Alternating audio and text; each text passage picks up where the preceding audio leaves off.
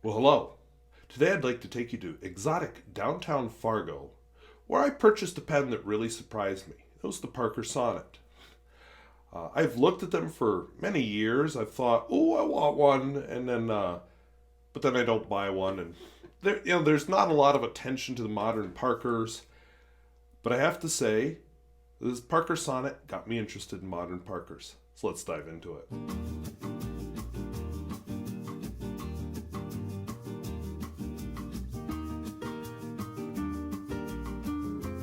If videos like this interest you, where I talk about fountain pens both new and old and at all price points, I would invite you to subscribe. And if you'd like to talk about the Parker Sonnet or modern Parkers versus vintage Parkers, I think your comments would be very interesting. So let's take a look at the pen.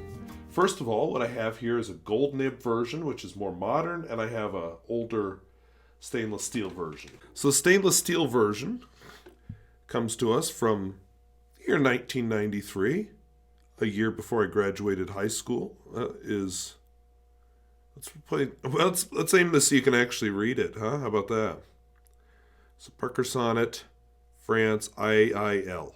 And that's a date code meaning 1993. I forgot already which part of 1993, but okay. Second quarter of 1993. So I would have still been a junior in high school. And you can see the nice fin, or the nice feathers and the arrow clip, black finial, a black doohickey down there. And I like this red lacquer finish. Slip cap. The nib is attractive. Steel, as I said. This is a medium nib, which you can tell there. And by the way, apparently sometimes sonnets are counterfeited. One of the ways to know is if the nib size is circled or not. So if it's circled, it's a good sign that it's not a fake. This is one of the things I'm wondering about. This is a plastic grip, which I like. My other one does not have a plastic grip, but I'm not sure if that has to do with the type of nib or if that has to do with the updating of the Parker design. This is the converter that came with it, but the regular Parker converter also fits. This other one is a newer vintage.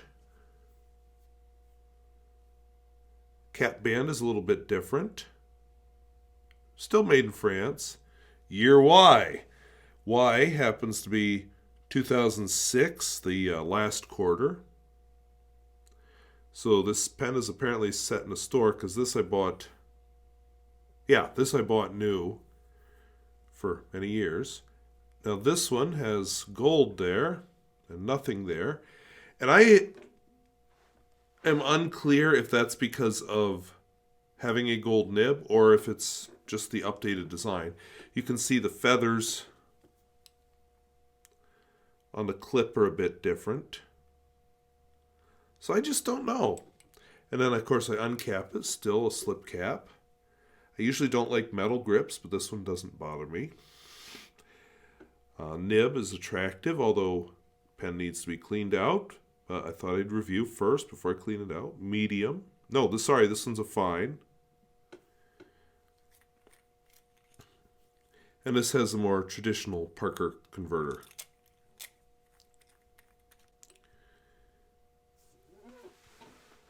So now that we've taken a look at the pens, let's see how they write.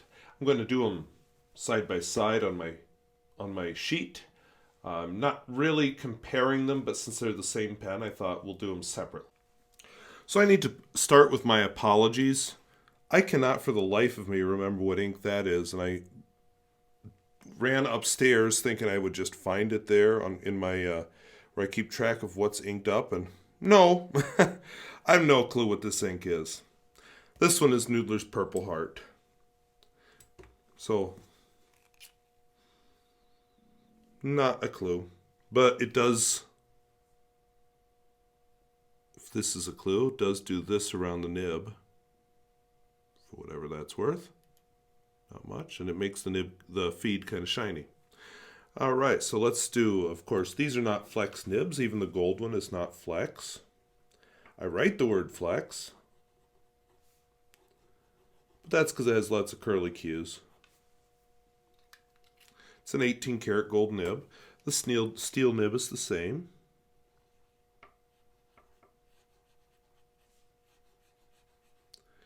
You can actually buy replacement nibs, and Parker has quite a variety.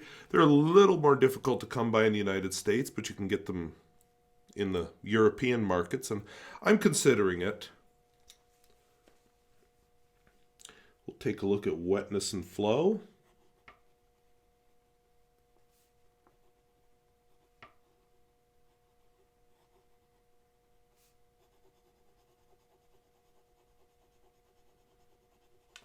No trouble keeping up. And I haven't written with that pen in a while because I wanted to do this video.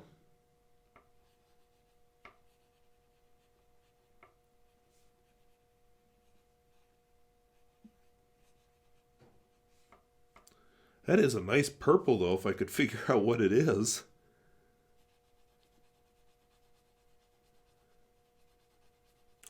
A smear test, which in some ways is as much a test of the ink as it is of the pen. Not fest, test. Whoop! So pretty wet, whatever it is. And pretty.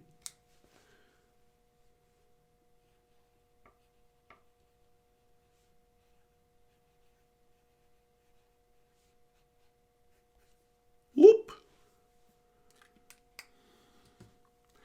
And then I always do reverse writing.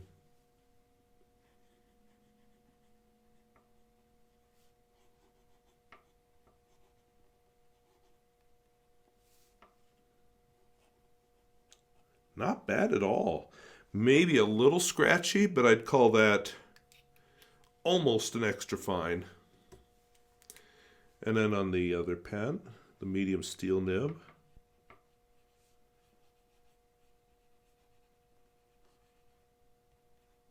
Oops, there's no E in writing. Little definitely more scratchy. I'd say about the same size nib, or same size.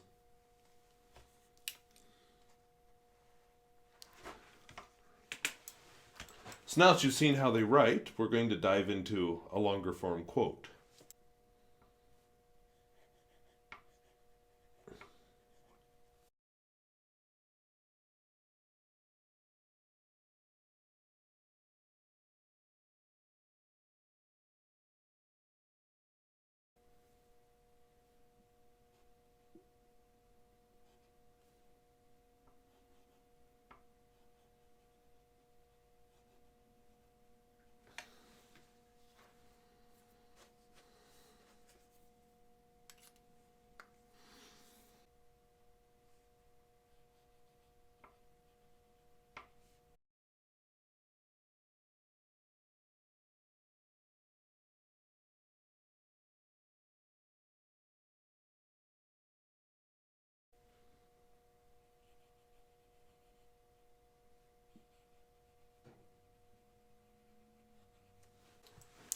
So that's what they look like in a longer form quote. I'm liking this ink even more, but I still don't know what the heck it is. I'm leaning toward it's possibly an iron gall ink, but I don't know. I can't remember what's in that pen, and I apparently never wrote it down. I'm going to try something now. This is suggested sort of by Pierre Gustafson. I'm debuting this a bit early because every single review that I had stockpiled is now gone. Why did that happen? I'll get into that in pens in use. But I'll just give you my impressions of these pens. Well, it'd be nice if you could see it.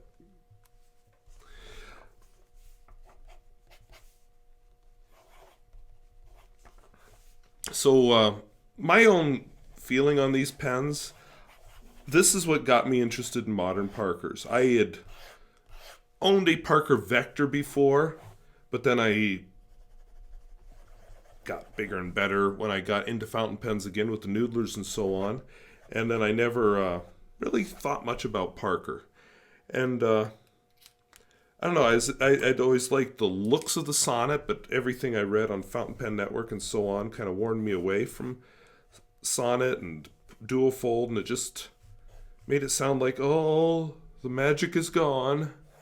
It's just a corporation making pens. There's no passion, no talent, no skill anymore.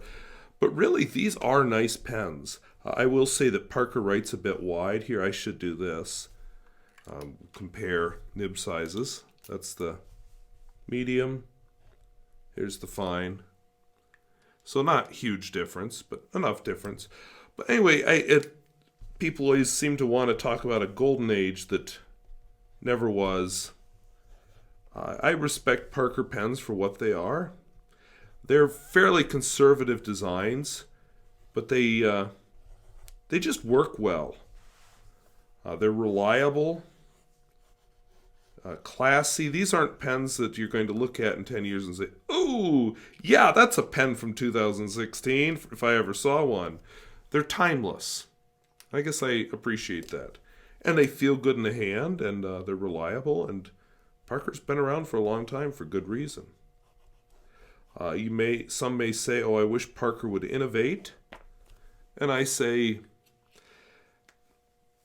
doing what? They that whole 5th generation nib, I just thought, oh my God. So no more innovations like that, please. I prefer the idea of refinement. They refreshed their line a few years ago just to make the pens look a little more modern, and I think it succeeded. I have a dual fold I'll be reviewing eventually that's just kind of the same. Oh my God, I did that. Why didn't anybody stop me? Sonnet. Oh, please tell me I don't have to go back through the video. Listen carefully. Every time I say dual fold, I mean sonnet. I did that. Wow. Well, that's awkward. Okay, that was a downer ending, and I don't usually do downer endings in my reviews. I save them for pens in use or my driving videos. So, I apologize if I kept saying the word dual fold the whole way through this video, and now I'm thinking maybe there's a reason I couldn't find this sonnet in my inked up notebook, because I may have written dual fold. Grr. So anyway, if the short version is great pen, even if I am calling it by the wrong name through this whole video, I like it a lot. I don't know that I'll get another one because 2 is plenty, but I think I'm going to experiment with nibs. I'm looking at like their italic or their oblique nibs, and I'm thinking, ooh, I want. So maybe doing that. Yes, there are some Chinese offerings that are a little bit lower cost, but I don't know, something about the dual fold I just like. So anyway, if videos like this interest you, where I talk about fountain pens both new and old and at all price points, I would invite you to subscribe. And if you'd like to talk about your experience with the Sonnet or modern Parker versus vintage Parker, I'd invite you to leave a comment down below. And as always, I thank you for watching. Oh, let me know what you think about my whole Pierre Gustafson idea over here, if that worked or if that was a waste of time. So, lost my place in the video. So, I thank you for watching.